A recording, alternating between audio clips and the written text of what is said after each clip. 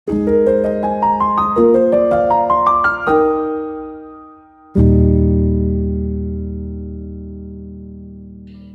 Bapak Ibu dan Saudara yang terkasih dalam Tuhan. Senang kita bisa berjumpa lagi dalam Sapaan Gembala hari ini. Bapak Ibu dan Saudara, mari bersama-sama kita berdoa. Tuhan, terima kasih untuk hari yang baru yang boleh kami jalani. Kami percaya bahwa penyertaan, pemeliharaan Tuhan boleh menyertai setiap kami sepanjang hari ini. Demikian pula ketika kami akan membaca dan merenungkan sebagian dari firman-Mu, Tuhan berkatilah kami. Dalam nama Tuhan Yesus kami berdoa dan kami mengucap syukur. Amin. Bapak, Ibu dan Saudara, bukan sebuah kebetulan bahwa hari ini tepat kita memperingati hari ulang tahun kemerdekaan Republik Indonesia yang ke-79 tahun. Dirgahayu RI. Bapak, Ibu dan Saudara, kita percaya bahwa 79 tahun kemerdekaan bangsa kita ada di dalam penyertaan dan pemeliharaan Tuhan. Nah, hari ini kita akan bersama juga merenungkan sebagian firman Tuhan yang dilandasi dari Injil Yohanes pasal 4. Saya akan membacakan ayat 13 hingga ayatnya yang ke-14. Jawab Yesus kepadanya, "Siapa saja yang minum air ini, ia akan haus lagi. Tetapi siapa yang minum air yang akan kuberikan kepadanya, ia tidak akan haus untuk selama-lamanya. Sebaliknya air yang akan kuberikan kepadanya akan menjadi mata air di dalam dirinya yang terus-menerus memancar sampai pada hidup yang kekal." Bapak, Ibu dan Saudara, jika kita membaca bagian firman Tuhan ini secara lengkap, maka ini adalah kisah percakapan Tuhan Yesus dengan perempuan Samaria. Sebagaimana yang kita tahu bahwa perjumpaan Tuhan Yesus dengan seorang perempuan Samaria yang pada waktu itu menimba air ketika tidak banyak orang datang menimba air, menjadi sebuah perjumpaan yang luar biasa.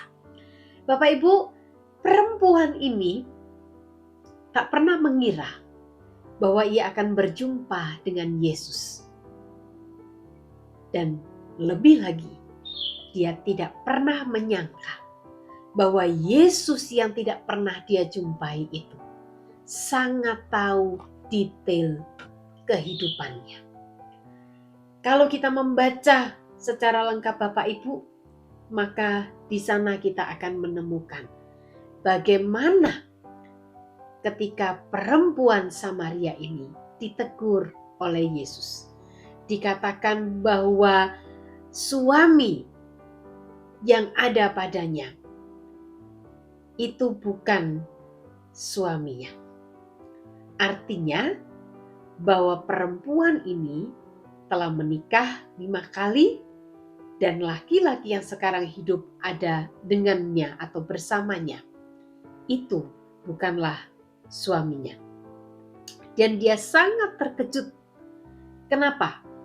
Bagaimana Yesus tahu tentang kehidupannya secara pribadi? Padahal sebelumnya ia tak pernah berjumpa dengan Yesus. Bapak, Ibu dan Saudara, apa yang terjadi dan dialami oleh perempuan Samaria ini? Ternyata Bapak, Ibu, Saudara, kalau kita melihat ternyata perempuan Samaria ini mendapatkan stigma yang buruk di masyarakat tempat dia tinggal. Orang-orang memandang perempuan Samaria ini sebagai perempuan yang tidak benar. Orang-orang di sekitarnya memandang perempuan ini sebagai perempuan yang tidak pantas. Maka sangat kita mengerti kenapa dia mengambil air di waktu di mana orang-orang tidak banyak datang ke sumur itu. Karena dia malu. Artinya apa Bapak, Ibu dan Saudara? Selama ini di dalam hidupnya perempuan Samaria ini terkurung, terkungkung dalam sebuah ketidakbebasan, dalam sebuah ketidakmerdekaan.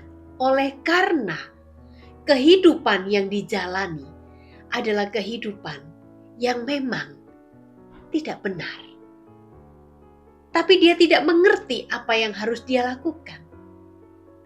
Bersyukur di dalam anugerah Tuhan, dia berjumpa dengan Yesus. Dan perjumpaan itu mengubahkan hidup perempuan Samaria ini. Yang selama ini dia terpenjara di dalam stigma buruk, di dalam perilaku hidupnya yang tidak benar. Tapi hari itu, Yesus hadir untuk memberikan kemerdekaan kepadanya. Yesus mengatakan, "Aku punya air hidup, di mana barang siapa yang meminumnya, dia tidak akan haus lagi." Lalu perempuan itu berkata, "Berikanlah air itu kepadaku." Bapak, Ibu, dan Saudara, di akhir cerita ini atau kisah ini kita menemukan bagaimana nanti kemerdekaan yang telah diperoleh oleh perempuan Samaria ini tak hanya dinikmati sendiri, tapi dia membagikan sukacita sebagai orang yang dibebaskan dari belenggu yang selama ini dihadapinya, dirasakannya, dengan menceritakan perjumpaan yang luar biasa dengan Yesus. Bapak, Ibu, dan Saudara, setiap kita mungkin juga punya sisi-sisi dalam kehidupan kita yang butuh dibebaskan oleh Yesus. Kita butuh dilepaskan dari belenggu-belenggu yang selama ini mengungkung, mengurung hidup kita. Yesus adalah sumber kemerdekaan itu. Kemerdekaan jiwa yang terbelenggu dari dosa. Kemerdekaan untuk kita berani datang mengakui di hadapan Tuhan. Bapak, Ibu, dan Saudara, apapun itu, mari kita datang kepada Yesus sebagai sumber kehidupan yang memerdekakan hidup kita dari belenggu dosa. Selamat menikmati kehidupan yang merdeka di dalam Tuhan, dan kiranya Tuhan terus memampukan setiap kita. Mari bersama kita berdoa. Tuhan, terima kasih untuk kebenaran firman-Mu hari ini. Kami mau hidup menjadi orang-orang yang merdeka di dalam Kristus. Bantulah kami, Tuhan. Demi Kristus Yesus kami mohonkan doa ini. Amin.